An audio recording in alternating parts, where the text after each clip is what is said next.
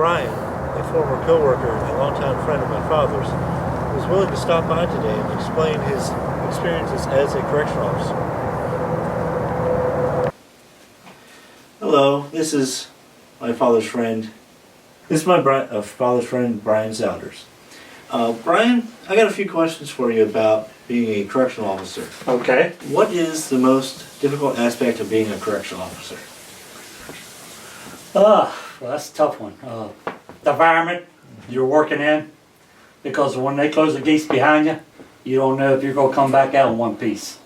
So basically it's the environment, and each individual has their own personality, inmates does, and that's how work with 80 inmates at one time in my housing unit. I had 80 inmates. Basically, I guess say the personalities.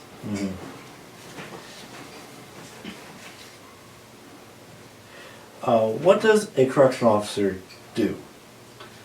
Oh, we're supposed to be security first and try to rehabilitate the inmates, make sure they're doing things correctly, or what they're supposed to do, and by the rules of the institution.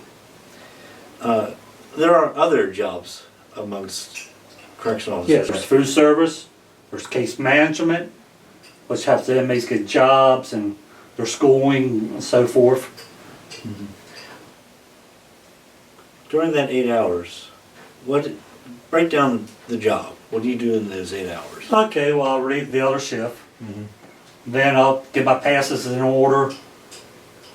The 05 inmate, he's got a pass. The ones in the morning are mostly already out. Then when a certain bell rings, that's to get the schools out, workers out, so forth. And once you get them all done, then you get your sanitation guys out.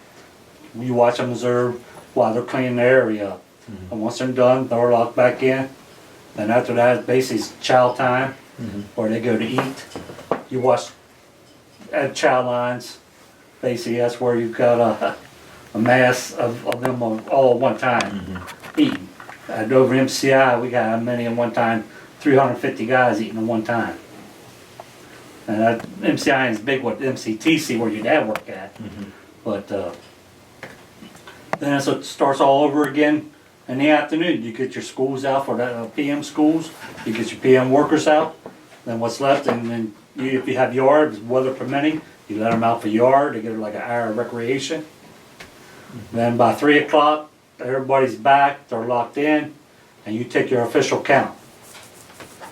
And then after that, I'll just wait to get relieved. So, while you were there, did you meet anybody famous? Yeah, we had an inmate called Arthur Brimmer. He's the one shot Wallace down in Landover, Maryland Mall back in 1974. And he's about our most famous that I know of. We have other ones like, we have Merle Unger, who shot and killed a city policeman here, Hagerstown. And then he escaped from the MCI. Him and two brothers, the Franklin brothers, they escaped back in, I think it was in the 70s. That's before I started there. I started in 1982. I also heard that the movie was made.